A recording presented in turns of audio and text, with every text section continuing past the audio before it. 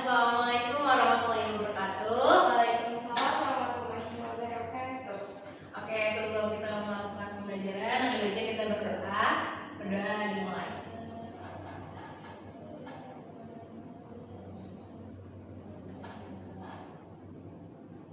Amin, selesai. Kayaknya kita baru pertama kali ketemu ya? Iya nih Kak. Oke, sebelumnya perkenalkan nama kakak Gina, kakak MI baru di BAC Jakarta. Kalau kamu namanya siapa? Nama Prisma. Hai Risma, selamat kenal ya. Gimana kabarnya? Aku baik hari ini, luar biasa. Alhamdulillah luar biasa. Oke, kita presensi dulu kali ya. Oke, boleh Kak. Risma sudah hadir tepat waktu. Yang lain masih belum hadir ya ini ya, masih sendiri. Masih di jalan mungkin Kak. Oke. Kita Masih di jalan. Oke, kita karena pertama kali ketemu kita buat kesepakatan kelas kali ya. boleh. Oke, gimana nih menurut Risma kesepakatannya? Selama belajar kita mungkin lebih santai aja kali ya Kak. Gitu. Santai boleh. Ya, terus. Apa lagi? Kalau misalnya jangan bermain handphone ketika sedang kakak menyampaikan materi gimana? Oke, setuju. Setuju ya itu ya. Setuju. Berarti kalau misalnya dilanggar gimana nih? Kasih itu aja kali Kak. Sanksi apa? Sanksinya. Nyanyi. Boleh. Boleh ya? Boleh. Berarti kalau misalnya kakak tegur, misalnya Risma ketahuan nih 3 kali, kakak tegur 3 kali. Nah, masih melanggar juga berarti nanti Risma kakak kasih sanksi bernyanyi gimana? Oke, siap.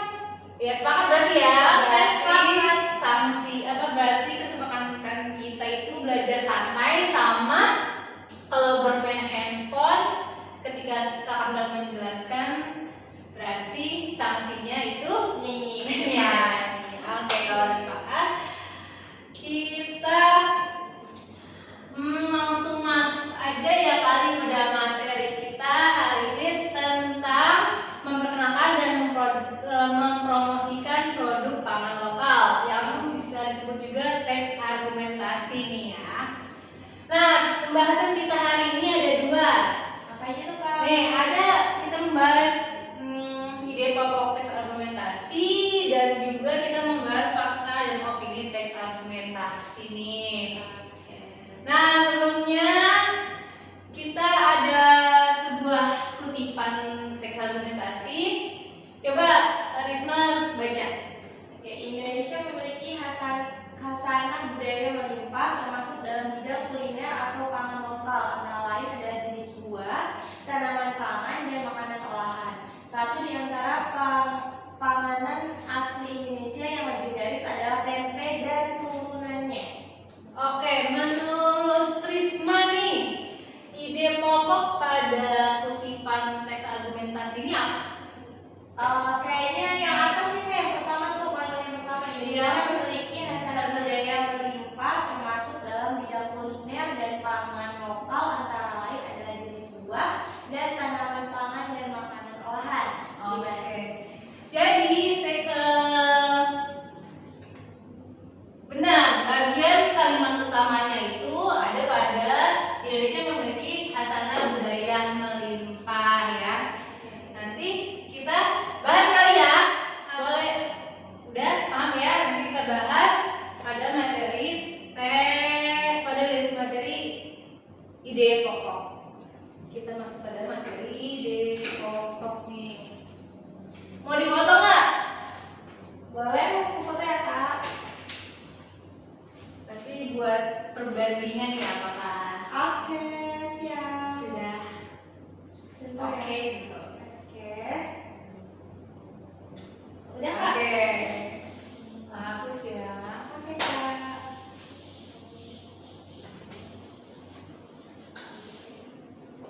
Materi kita yang pertama adalah ide pokok. Menurut Risma apa sih ide pokok itu? Ide pokok itu ide atau pokok bahasan dari sebuah cerita atau gagasan. Ya, bisa sekali. Jadi ide pokok itu adalah inti permasalahan nih. Jadi kayak ide dasar pada sebuah paragraf itu yang memiliki inti permasalahannya. Nah, disebut ide pokok. Mungkin kamu juga bisa familiar dengan kata-kata gagasan pokok, misalnya gagasan utama, ide pikiran dan sebagainya. Nah, itu juga sama dengan ide pokok. Nah, ide pokok itu terdapat pada kalimat utama. Kalimat utama biasanya terdapat di awal, tengah maupun akhir pada suatu paragraf. Ya, alat tulis.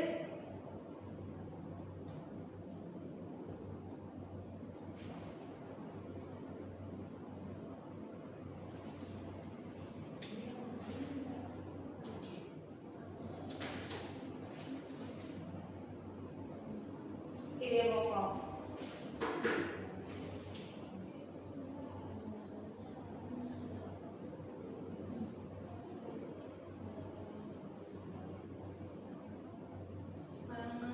Pengertiannya itu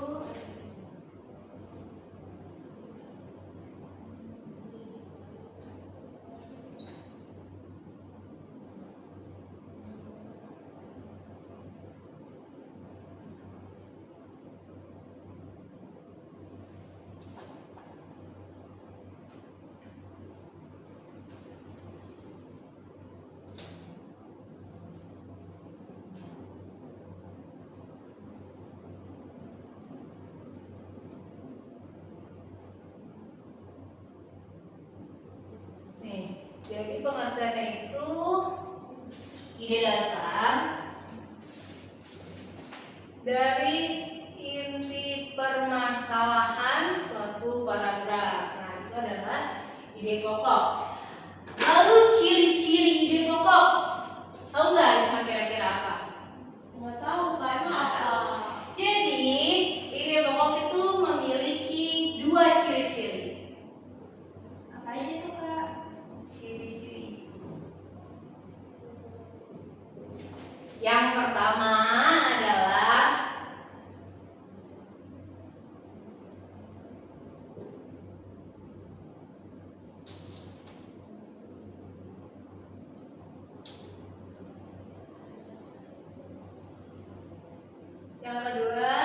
yang pertama adalah inti permasalahan, yang kedua adalah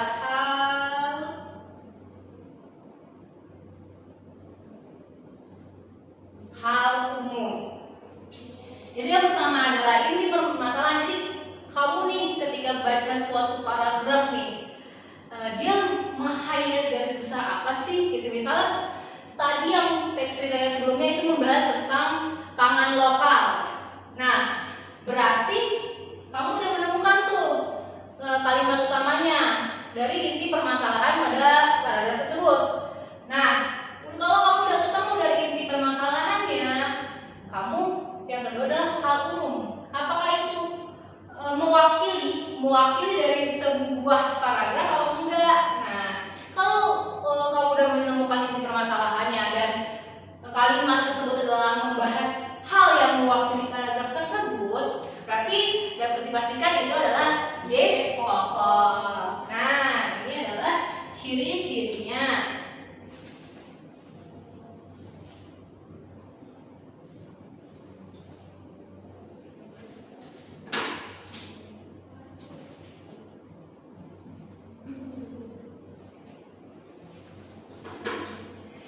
Lalu selanjutnya bagaimana sih cara menentukan ide pokok gitu kan? Kamu bingung gak sih menentukan ide pokok itu bagaimana? Bingung apalagi kalau ceritanya banyak. Oh, oke. Bingung ya, berarti kita cara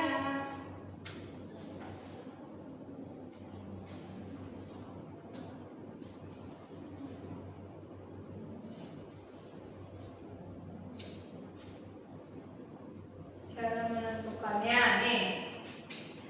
Pertama, tentunya kamu harus apa? Harus baca dulu.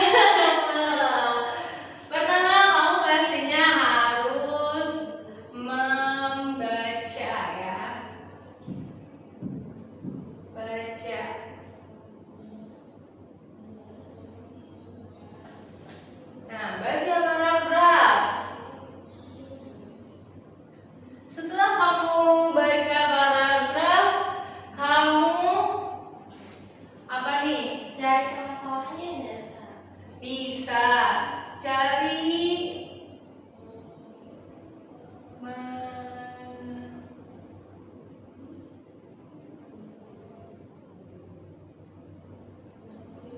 kalimat utamanya nih. Setelah kamu menemukan kalimat utama, kamu tandai.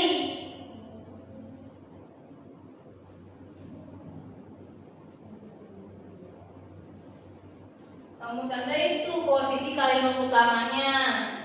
Nah, selanjutnya kamu ringkas.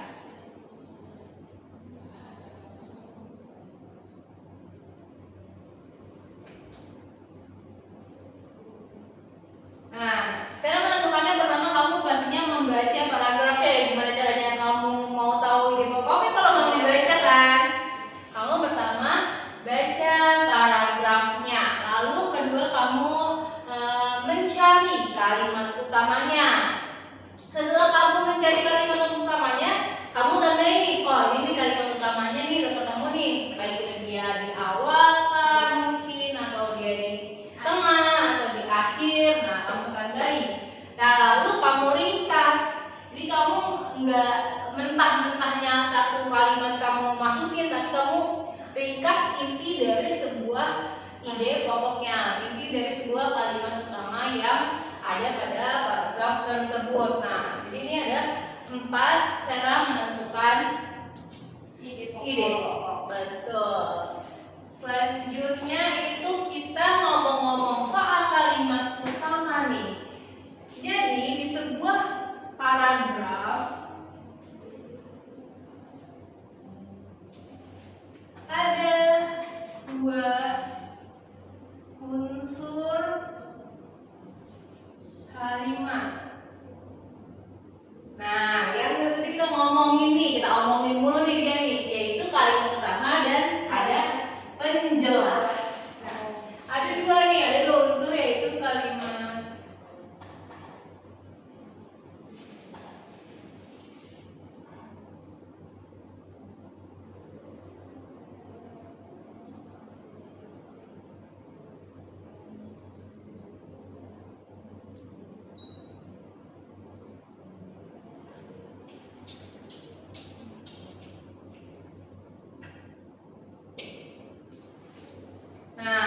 kalimat utama itu apa sih? Jadi ngomongin kalimat utama kan.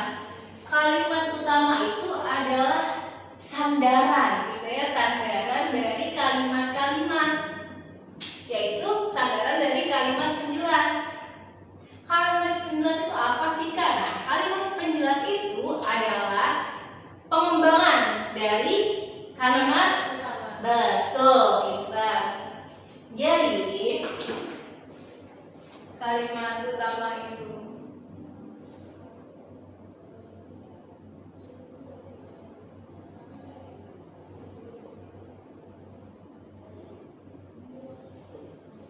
kalimat penjelas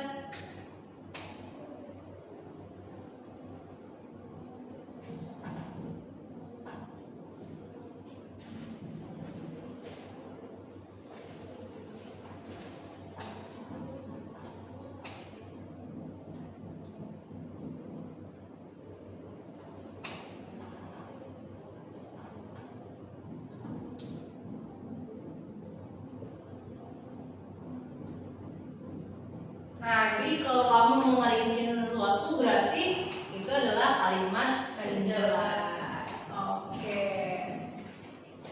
Sampai di sini ada yang ingin tanyakan nggak? Sudah aman belum nih? Aman Kak, paham. Paham ya? Oke, berarti kita lanjut pada paragraf. Itu memiliki 5 kalimat utama. Gimana tuh Kak? Jadi kan paragraf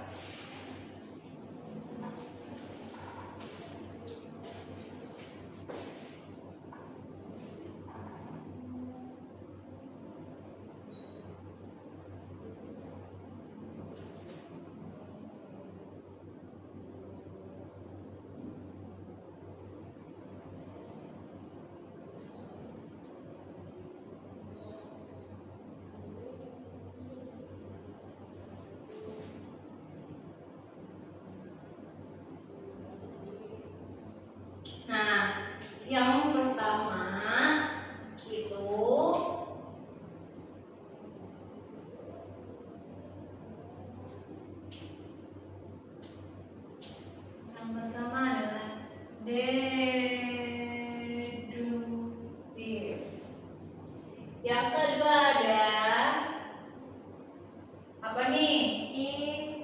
Induktif. Itu apa? Induktif. Yang ketiga ada campuran. Yang keempat ada naratif. Oke. Yang kelima ada ineratif. Mungkin kalau kamu belajar di SMP, SD atau SMP mungkin sampai kepada campuran aja ya. Iya, Karena kita udah jenjangnya lebih tinggi nih SMA. Jadi pengembangan dari paragraf ke kalimat utama itu sudah menjadi 5. Deduktif, ada yang tahu? Kamu tahu nggak deduktif itu apa? Yang kalimat ini pokoknya di awal nggak sih Kak? Betul, deduktif itu di awal. Di awal ini pokoknya di awal. Kalau induktif Yakin. akhir. Campuran Bisa di awal dan di akhir. ya.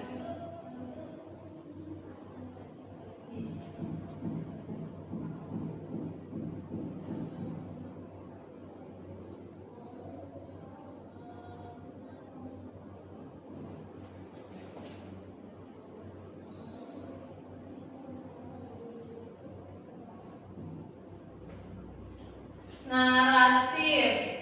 Apa tuh Kak nanti? Kalau naratif itu tidak terdapat ide pokok. Jadi pada Di kalimat penjelas semua. jadi pada suatu paragraf itu tidak ada nih ide pokoknya.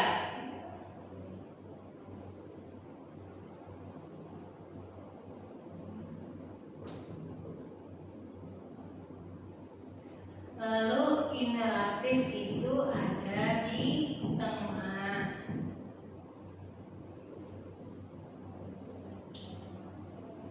Ada pada tengah, ide pokoknya ada pada tengah paragraf. Nah, lalu pada deduktif itu kalau misalnya kamu mencari ide pokok itu di awal, dia itu kalimat khusus yang diteruskan oleh paragraf apa namanya itu, kalimat penjelas. Jadi kalau deduktif itu kalimat khususnya ada di awal, nah kalimat penjelasnya ada di akhirnya, jadi dirinci pada akhirnya. Nah kalau induktif itu kalimat khususnya itu ada peristiwa khusus di awal.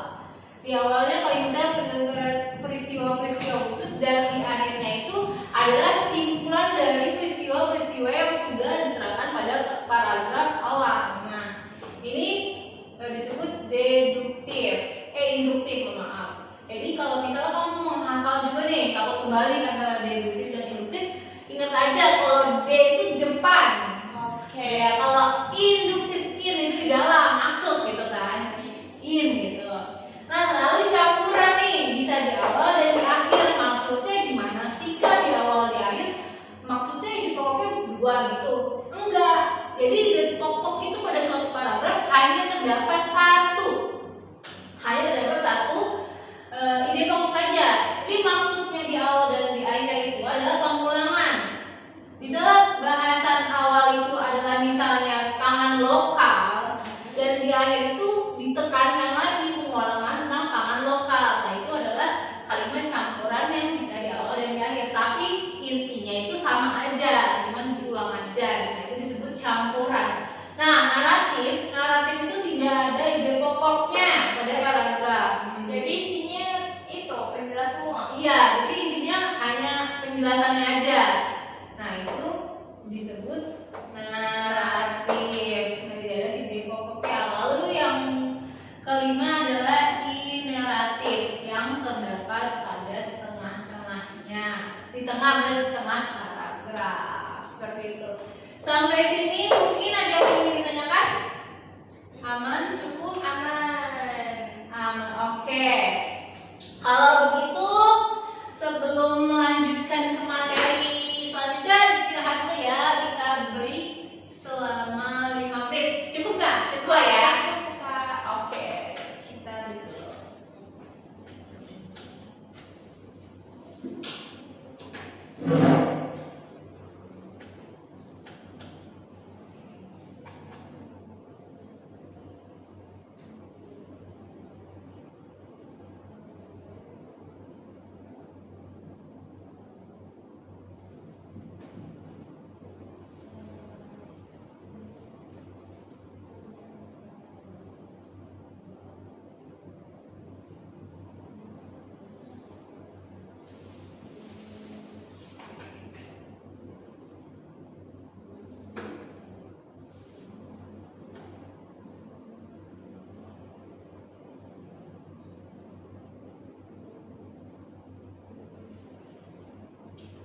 Berarti ini jam 14.15 ya. Berarti nanti kita lanjut lagi materinya di 14.50.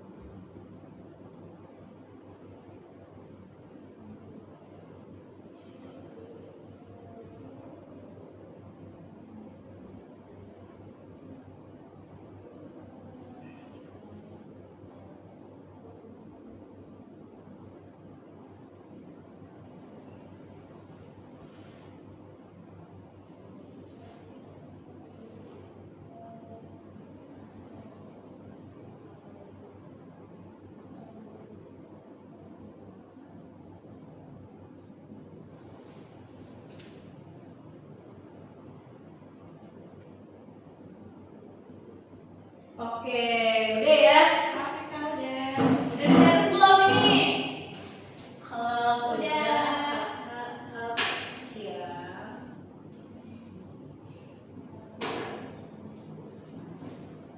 Saya masih bisa deh di sebelah sana. Kita lanjutin aja kan. Aja ya. Kita masuk pada apa? Fakta versus opini, teks argumentasi.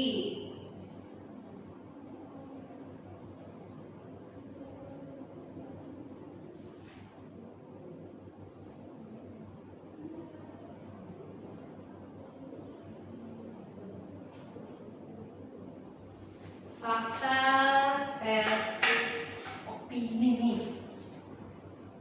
Menurut kamu fakta itu apa? Fakta itu yang beneran terjadi. Aduh, pinter banget. Fakta itu yang benar-benar terjadi. Hah?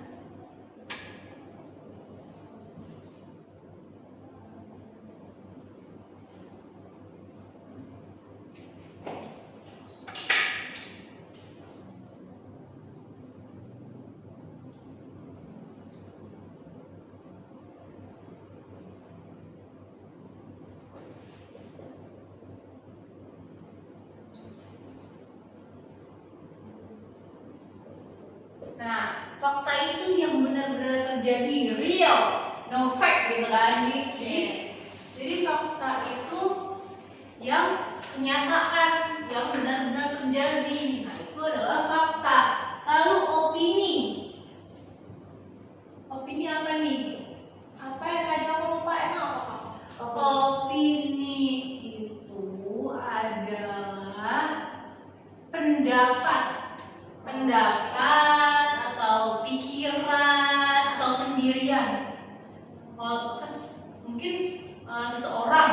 Nah, jadi nggak ada datanya. Jadi secara subjektif nih. Jadi sesuai yang kemauan sendiri gitu, subjektif. Pendapat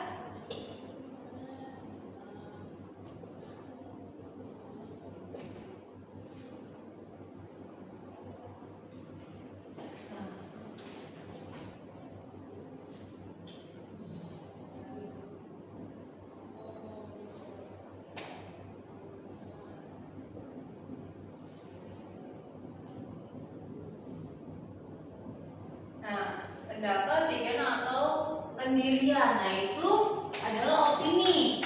Jadi sangat berbeda ya, sangat berbeda jauh. Nah, gimana apa sih contoh dari fakta, Kak? Contohnya apa kak? Contohnya itu misalnya bentar.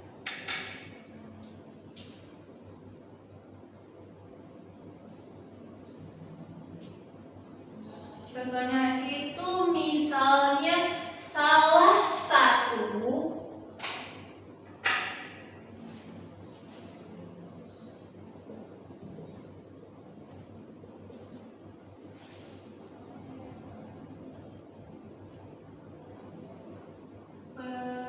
apa namanya pertanian beras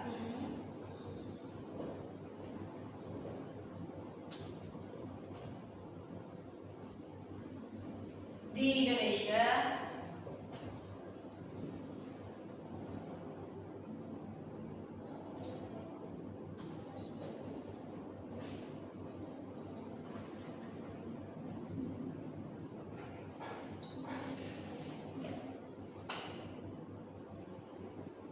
Di contohnya itu, misalnya salah satu pertanian besar beras yang besar di Indonesia adalah Jawa Barat.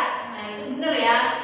Jadi kalau misalnya kamu mungkin lihat sendiri misalnya di Google, coba kamu cari misalnya pertanian beras di Indonesia adalah Jawa Barat, benar nggak? Coba kamu cek di handphone kamu sekarang boleh.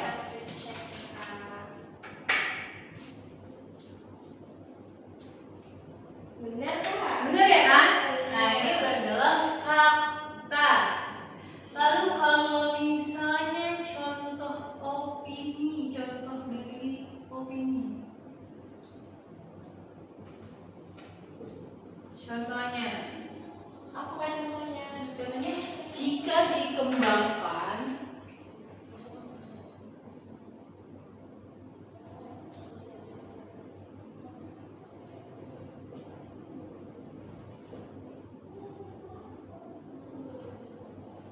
dengan baik,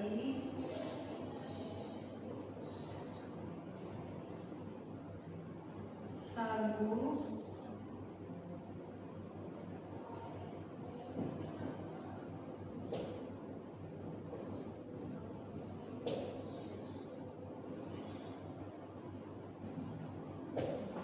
jika dikembangkan dengan baik, sagu bisa mengganti beras. Menurut kamu gimana? Kamu udah berapa tahun nih sekarang? 17 ya? Iya, 17 tahun kamu makan beras tiba-tiba digantikan ke sagu. Itu kan sangat kayak, wah, pasti susah lagi kan? Nah, berarti ini adalah pendapat seseorang yang menurut seseorang tersebut jika dikembangkan dengan baik, sagu dapat menggantikan beras, tapi kan itu nggak berlaku untuk semua orang seperti itu. Sampai ini jelas nggak perbedaan dari fakta dan opini? Bisa. Bisa ya. Oke, lebih apa lagi nih? Lebih membedakan lagi nih. Kita ada perbedaan dari opini dan fakta.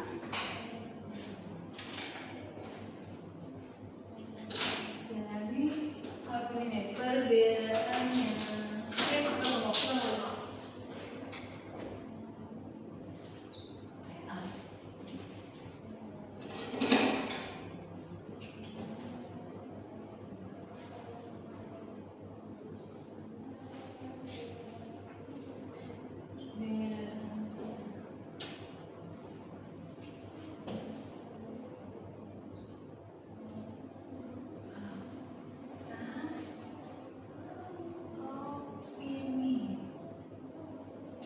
Perbedaannya menurut kamu apa nih? Fakta kan tadi yang beneran terjadi. Yang benar-benar terjadi. Bisa.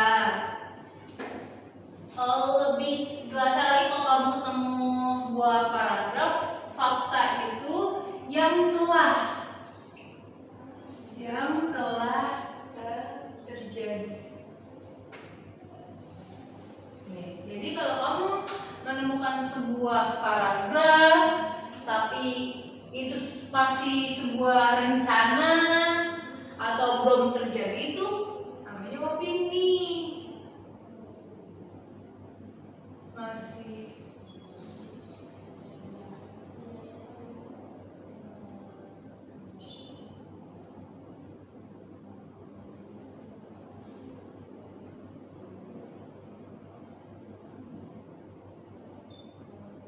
itu masih rencana atau belum terjadi, itu adalah opini. Kalau fakta itu pasti telah terjadi dan disertai data.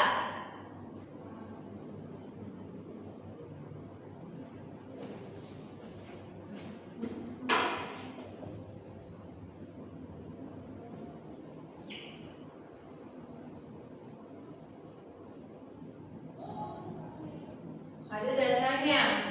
Kalau opini itu berbentuk saran.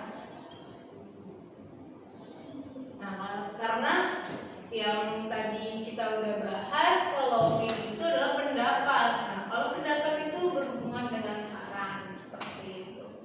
Jelas ya sampai di sini? Oke, jelas Kak. Jelas. Kalau jelas, ada yang ingin tanyakan? Cukup. Kalau cukup, boleh dicatat. Nanti kita langsung kamu udah catat materi yang di depan, kita cek konsep ya. Oke Kak. Mudah aja kalau fakta dan opini.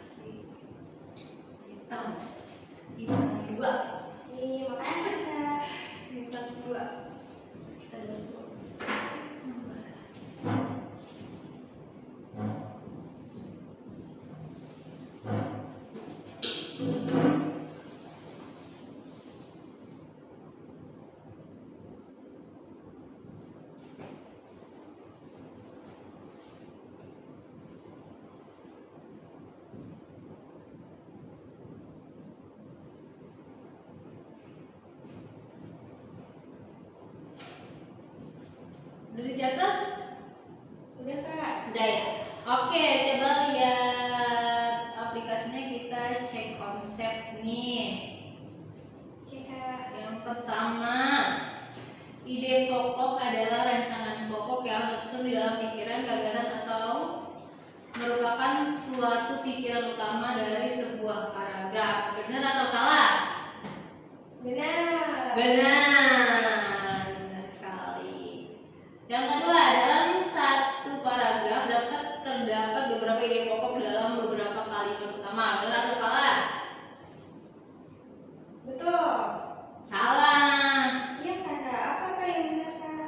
Yang benar itu dalam suatu paragraf itu tidak memiliki dua ide pokok. Kalau yang ide campuran itu sebuah pengulangan, tapi isinya sama. Jadi tidak ada beberapa kalimat. Oke, kalau yang ketiga, hanya terdapat satu kalimat penjelas dalam satu paragraf untuk menjelaskan ide pokok. Benar atau salah? Satu penjelas Kak. Iya. Benar. Salah. Salah. Nah, jadi salah jawabannya. Oke, cek konsep yang kedua itu tentang opini dan fakta.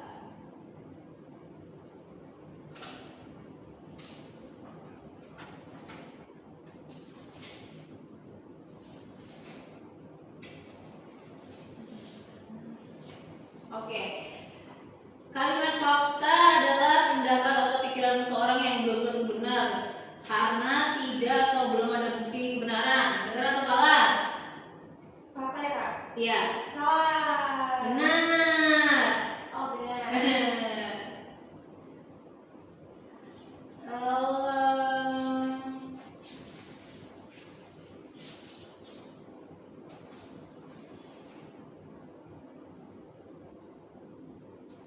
Oke, yang nomor dua, kalimat opini adalah suatu kalimat yang di dalamnya terdapat sebuah informasi yang sebenarnya dan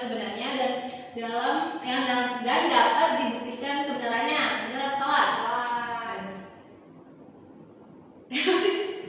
Kalimat opini adalah suatu kalimat yang di dalamnya terdapat sebuah informasi yang sebenarnya dan dapat dibuktikan kebenarannya. Benar. Kan opini. Kalimat opini adalah suatu kalimat yang di dalamnya terdapat sebuah informasi sebenarnya. Oh iya. Jadi kalau di pertanyaannya itu salah, jawabannya benar. Jadi sesuai benar gitu. Oke Kak. Oke. Sekarang kamu lanjut, ada kuis ya. Kakak udah nge-add kuis nih. Kamu boleh kerjakan kuisnya dalam waktu berapa menit nih? Kira-kira 10 menit, 15 menit? 10 menit. 10 menit ya. Oke Kak. Boleh banget, langsung kerjakan aja di aplikasinya.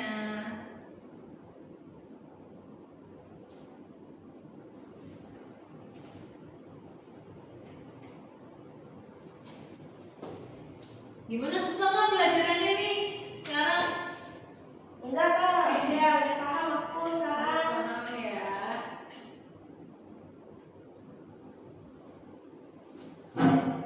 Coba lihat udah ya.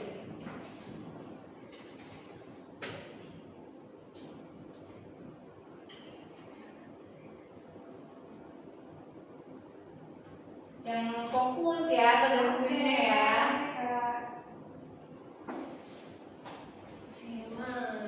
Mudah gampang lah, sulit gampang. Ada berapa soal tuh? Ada 20 ya? Atau? Ya, ada 15 Kak. Ada 15. Oke, bisa lah ya.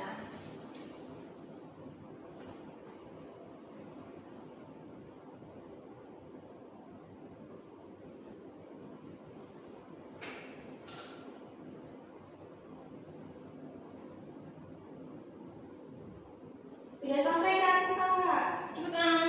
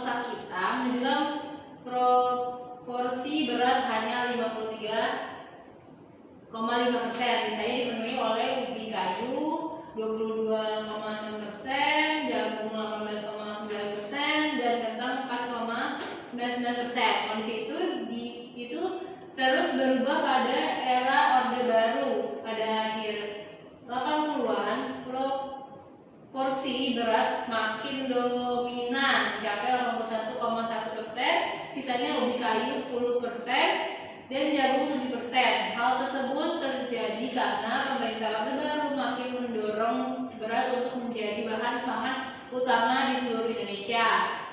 Penyeragaman konsumsi beras di Indonesia membuat makanan pokok lokal terabaikan. Kini upaya pengembangan keberagaman pangan tengah dilakukan melalui gerakan diversifikasi pangan yang dipelopori Menteri Pertanian Syahrul Yassin. Nah, berdasarkan isinya, pola pengembangan teks tersebut adalah apa nih? A. Deduktif, B. Induktif, C. Campuran, D. Tengah paragraf, E. Tidak memiliki pola pengembangan. Kayaknya deduktif deh Kak, bener nggak? Kurang tepat nih jawabannya B. Induktif. Berarti di Karena akhir ya Kak? iya, karena paragrafnya itu ada peristiwa-peristiwa khusus di awalnya dan di akhirnya, itu baru ada simpulan. Oke Kak. Oke, sebelum itu coba kamu kasih rating untuk pelajaran hari ini di aplikasi.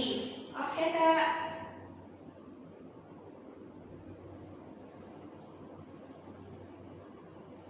Sudah dikasih Udah, rating? Kak. Udah. Oke. Oke, gimana nih kesimpulan dari materi teks argumentasi ini? Jadi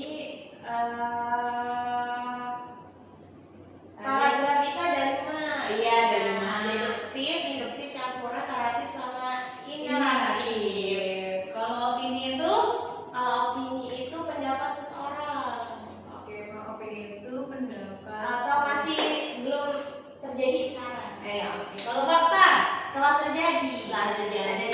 Oke, berarti paham ya sampai sini ya. Paham. Oke, karena sudah paham materinya, sudah disimpulkan.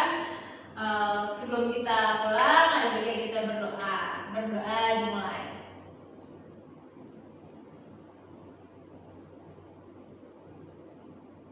Doa selesai.